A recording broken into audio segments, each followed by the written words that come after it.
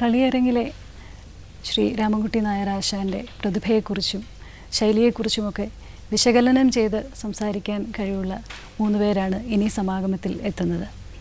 ഒന്ന് ശ്രീ KB രാജാനന്ദ്, അദ്ദേഹം Kathakali നിരൂപകനും ആസ്വാദകനുമാണ്. 2 Shri TM Ganapathi, അദ്ദേഹം വളരെ കൊല്ലങ്ങളായിട്ട് തന്നെ കഥകളി പരിപാടികൾ സംഘടിപ്പിക്കുന്നുണ്ട്, ഒരു സംഘാടകനാണ്. പിന്നെ ശ്രീ കാണിപ്പയ്യൂർ കുട്ടൻ നമ്പൂതിരിപ്പാട്, കളിയരങ്ങിൽ ആശാനെ വളരെ ആരാധനയോടെ നോക്കിക്കാണുന്ന ഒരു സഹൃദയനാണ് അദ്ദേഹം. ഇവരെ 3 പേരെയും സമാഗമത്തിലേക്ക് സ്വാഗതം ചെയ്യുന്നു.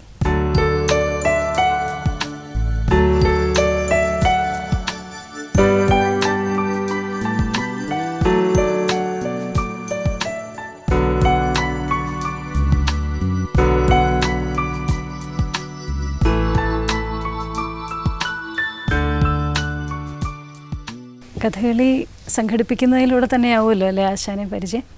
അങ്ങനെയാണോ? പരിചയം അങ്ങനെയല്ല, വ്യക്തിപരമായിട്ടുള്ളൊരു പരിചയമാണ്. ആശാൻ്റെ നാട്ടിൽ കറണ്ട് എത്തിച്ചു കൊടുക്കുന്നതിൻ്റെ ഒരു ഭാഗമായിട്ടാണ് പരിചയം. അങ്ങനെ ഇലക്ട്രിസിറ്റിയിൽ എഞ്ചിനീയറാണ്. അപ്പോൾ കാരണം ആശാനായിട്ട് പരിചയപ്പെട്ടു. അപ്പോൾ ആശാങ്ങളുടെ ആവശ്യം പറഞ്ഞതിനോട് നോക്കട്ടെ പരിശോധിക്കാമെന്ന് പറഞ്ഞു. മുകളിൽ ഹെഡ് ഓഫീസിലൊക്കെ പറഞ്ഞ് നല്ലൊരു 4-5 മാസത്തിൻ്റെ ഉള്ളിൽ കിട്ടി അല്ലേ? ഇന്നായ്മ കണ്ടതിന് ശേഷം 4-5 മാസത്തിനുള്ളിൽ. അപ്പോൾ അതിൻ്റെ ഒരു സന്തോഷമൊക്കെ എപ്പോഴും മനസ്സിലുണ്ടാകും. ഈ ആസ്വാദനത്തിലൂടെ തന്നെയാണോ ഇത് സംഘടിപ്പിക്കാനും ഒക്കെ തുടങ്ങിയത്? അങ്ങനെ ആശാൻ്റെ വേഷമൊക്കെ ഞാനൊരു 10-11 വയസ്സിലൊക്കെ കണ്ടിട്ടുണ്ട്. വാഴയങ്കോട് ഉത്സവത്തിന് ചന്ദാനഗോപാലൻ കൃഷ്ണനൊക്കെ ആയിട്ട് വരുന്നുണ്ട്. അത് കഴിഞ്ഞ് പിന്നെ 73-74 ആകുമ്പോൾ നരകാസുരൻ, രാവണൻ, പിന്നെ വലിയ വലിയ വേഷങ്ങൾ കാണാൻ തുടങ്ങി.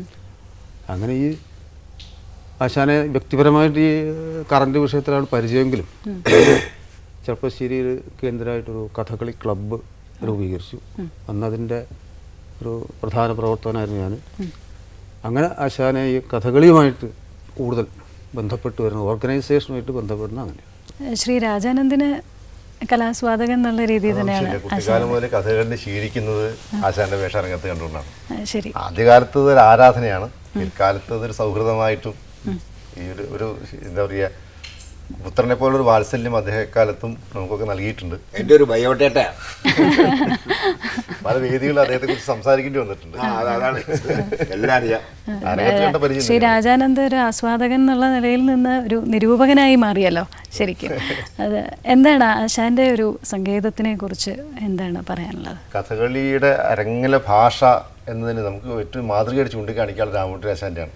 നമ്മൾ പറയാറുണ്ട്, ഭാവത്തെ ശരീരവൽക്കരിക്കുന്ന ഒരു അഭിനയ സമ്പ്രദായമാണ് കഥകളി സ്വീകരിച്ചിട്ടുള്ളത്.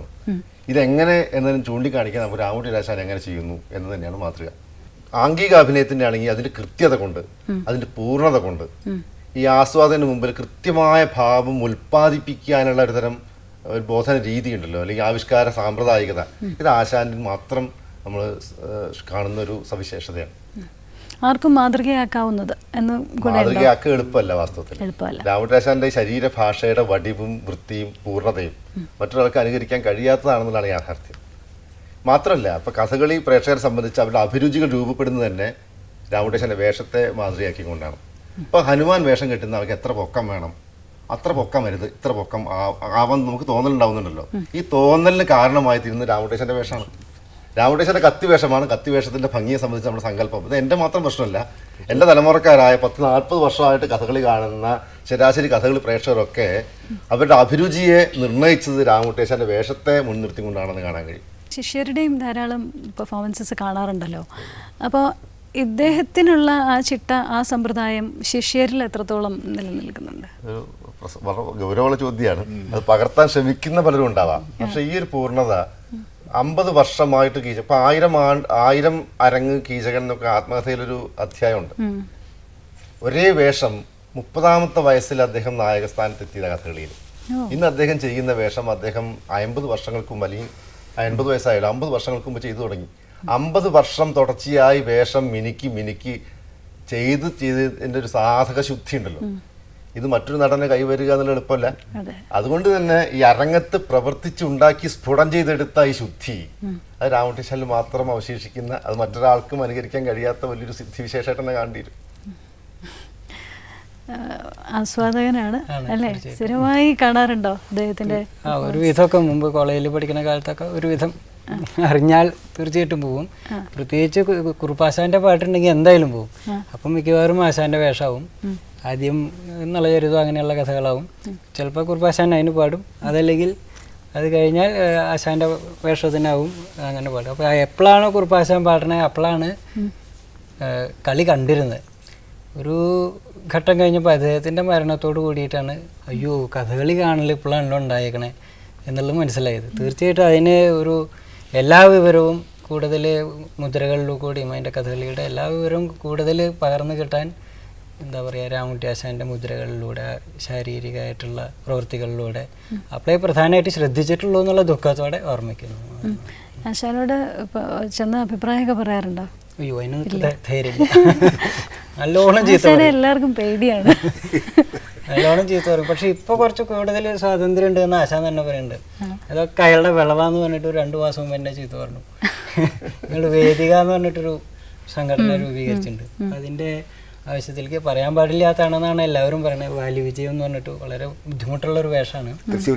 അപ്പോൾ എൻ്റെ കൂട്ടുകാരൊക്കെ കൂടി എന്നെ പറഞ്ഞ് പ്രോത്സാഹിപ്പിച്ച് താമ്പൊക്കൊള്ള പോയി പറഞ്ഞാൽ കേൾക്കും എന്നൊക്കെ പറഞ്ഞിട്ട് അപ്പം അത് ഏറ്റുണ്ട്. ആഗസ്റ്റ് 5-ാം തീയതി വന്ന് ചെയ്തു തരാമെന്ന് ഏറ്റുണ്ട്. ഇതിനു മുമ്പ് ഏറ്റതായിരുന്നു. അന്ന് എന്തോ അദ്ദേഹത്തിന് ചെറിയൊരു അസ്വാസ്ഥ്യം കാരണം.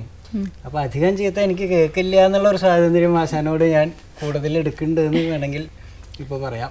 പിന്നെ വേറെ ഗുണങ്ങൾ എന്താ വെച്ചാൽ സംഘടിപ്പിക്കുന്ന ആൾക്ക് ഏറ്റവും ലളിതമായിട്ട് കൊണ്ടു നടക്കാവുന്ന ആളാണ്.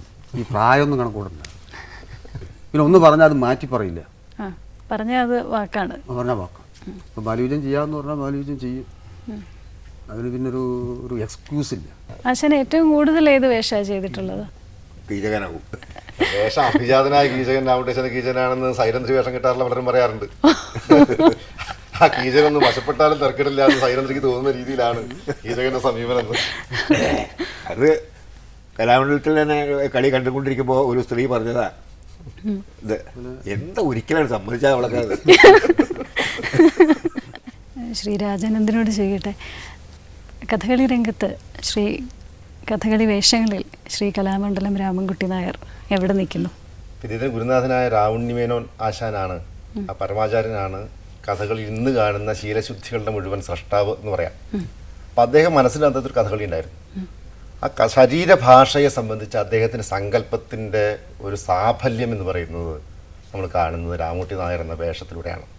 ആ ചുവട്ടിലെ, ആ മെയ്സാധകത്തിലെ, ആ ശരീരശുദ്ധിയിലെ കഥകളി വളരൂ എന്നാണ് യാഥാർത്ഥ്യം.